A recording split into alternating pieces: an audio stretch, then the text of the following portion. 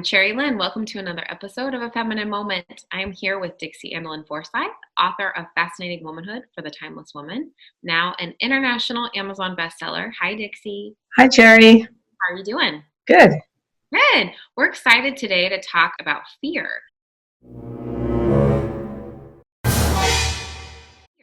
We've had a lot of ladies on our private Facebook group tell us that they are a little worried to express fear to their boyfriends or husbands, kind of feeling as though they need to always be strong in your relationship. Yeah, and everybody has fear, but men are fortunate that a lot of men, maybe even majority of men, have the luxury of being able to deal with their own fears inside their own head and without verbalizing it.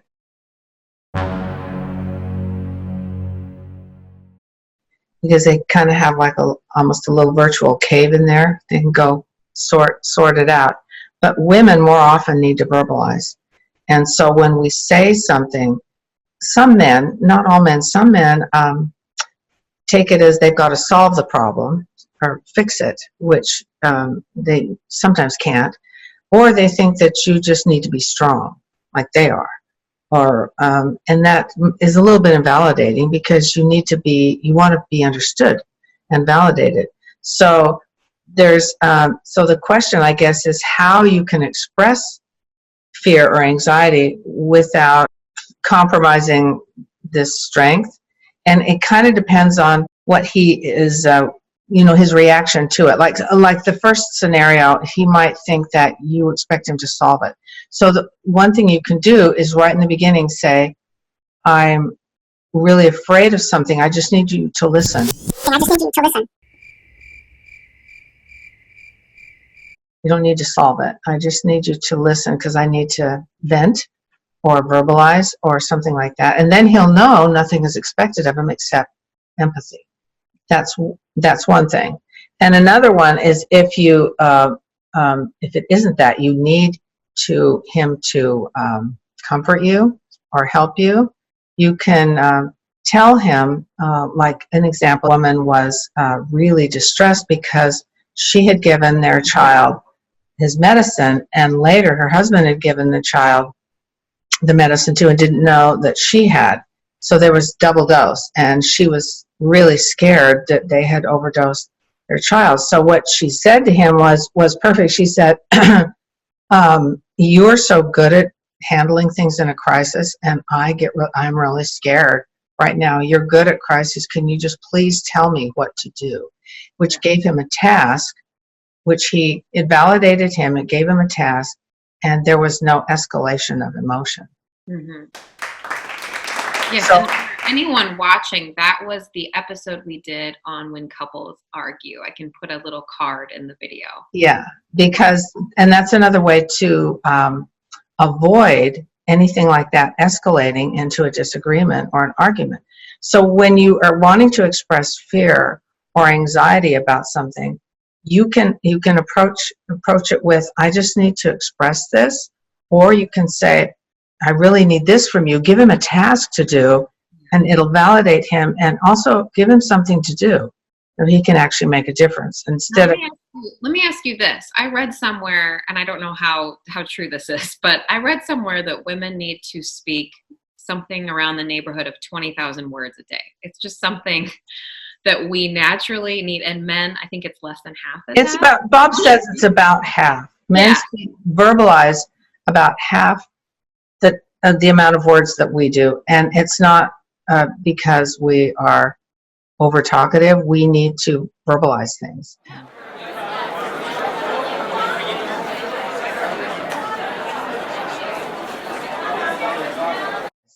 And we do. So if we have that need to verbalize things, why do you think we're so afraid to express the fear and really be direct about our fears as women? Not all of us, of course, but. Well, sometimes we're not in touch with it. Sometimes we feel anxiety, not in our stomach or something like that, but we haven't always translated that to I am afraid. It could also be something like I'm afraid of performance failure. Sometimes they just think I'm agitated, I'm upset, and they don't realize what they're afraid of or Or sometimes they feel embarrassed about what they're afraid of. I'm afraid when I start school or a new job or something, I'm afraid that I won't do well. Or it's just anytime you get out of your comfort zone, a new situation, there's always anxiety for a while around that. And so for a husband, most husbands or men, they would tend to just sort of deal with that inside, whereas we might want to express it, because actually hearing our voices say it helps the emotion kind of calm down a little bit. But if you're not like that, like my husband is not like that, I have to tell him, I'm really nervous about this. Can you hold me? Can you just hold me? Or I need you to, because it helps him to know what he can do instead of having to figure it out. And sometimes men say, you need to be strong, because that's the only solution they can think of, because they feel like they need to solve it. Do you know what I mean? There's nothing wrong. Everybody has anxiety, and everybody has fear about something or other many times in their life, because that's just the way the world is set up. But to be strong doesn't mean you don't have any fear. It means you do something in spite of fear. So to say, you need to be strong doesn't mean the absence of fear. It means doing it anyway. Are we talking about your everyday scared of spiders kind of fear? Are we probably not, unless you have a spider invasion in your house? Of course, you're gonna be afraid. But the more common things that I think we're afraid of, one of our women's basic needs is security.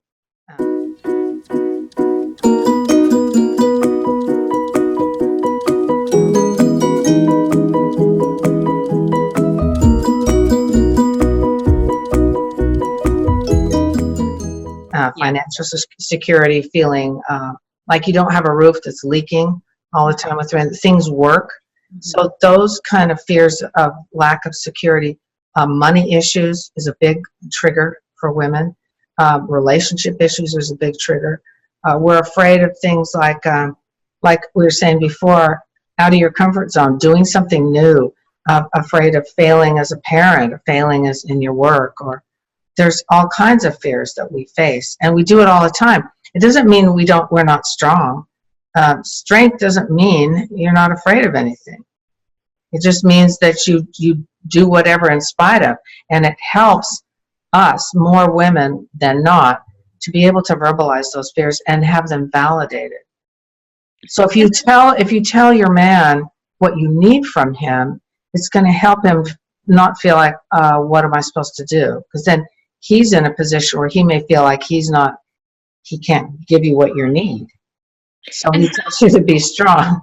What about that fine line between expressing your fears and accidentally maybe slipping into that slippery slope of complaining? And it sounds like it. What do you think is the difference between, you mentioned a lot of issues that I think are really hot button topics for a lot of women, like money and security. So I think we've had this topic as well come up a lot about complaining. Like, what advice would you give to those ladies that are, okay, now I want to address my fears with my husband, but I don't want to slip into this trap of sounding like I'm complaining about things? Well, I think the complaining comes when you do it too much. Like in Fascinating Womanhood, we talk about, the chapter on the downstairs part of your mind. When you're down there and you stay down there, then it's good for us to get out of the basement. And you can do that by, there's a lot of ideas in here of how you can get back upstairs. And when you're not going to be as complaining. You're not going to, because you have so many things you're grateful for. There's things you can look forward to. And if you're just talking about your fears, you're not actually moving forward with something positive to do. There's things you can actually do that will help you. As soon as you start doing something about something you're afraid of, the anxiety diminishes a lot. So if you're expressing a fear and then you find that the next day you're expressing the same fear, and several times a day you're down in the basement and you need to work on getting back up. Yeah, I think that's a good point. And I think another thing I learned from that conversation that we had on, I think it was our self-esteem episode that we recently did, Mm. is about being really self-aware. Like you said, being self-aware of being upstairs and downstairs. That was a big takeaway for me, is saying, okay, I'm going into the basement and I need to be careful about, Yeah, when you're feeling fear, anxiety, you're downstairs. And as long as you say, oops, I'm downstairs. I mean, you're going to be downstairs sometimes several times a day. If you're hungry or tired, that kind of makes you go down. But you can do something about it. And knowing that you can do something about it will help minimize how much you even need to talk to him about it. You might need to initially say, I'm really afraid of this speech I have to give. The speech isn't going to be there every day, and then you deal with it. And after that, you work on practicing for this thing and getting ready for it and trying to get back upstairs. And, tell him you want him to hold you, or just tell you you're going to do a great job or something like that. If you give him a task to do, it's going to be a lot easier for him. Yeah. What do you think, speaking of that and staying on that same point, what do you think are some of the positives that you might get back from him from sharing some of this? Well, he'll feel needed. Everyone needs to feel needed. Men like and need to feel like they're kind of a hero, and if they help you, it helps them to feel like they can do something to protect you, to help you, and those kind of things. So that's a real positive. Just don't dump all the time. Do you know what I mean? It's like we were saying, you've got to take some responsibility for your own anxieties. And he won't see you as weak if you're not constantly complaining about something, when you can actually do something about it. You just need to get that out. Oh, like I said, we've had a lot of ladies ask questions about this. They're very uncomfortable going to their husbands and telling them their fears. Should they just tonight go, watch this video and go to their husband and say, I'm afraid of this? Like, how would they begin to practice this? Well, once you have a plan and know how you can do it without, and when actually validating him at the same time, there's going to be less anxiety about approaching him with expressing your feelings.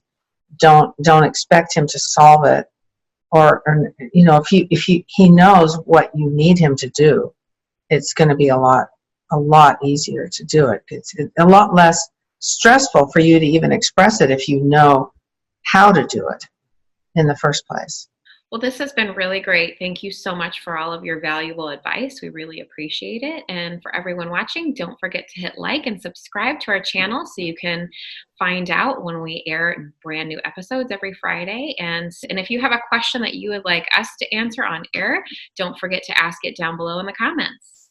And Thanks, Terry. See you next time. Thanks, Dixie. Bye. Bye.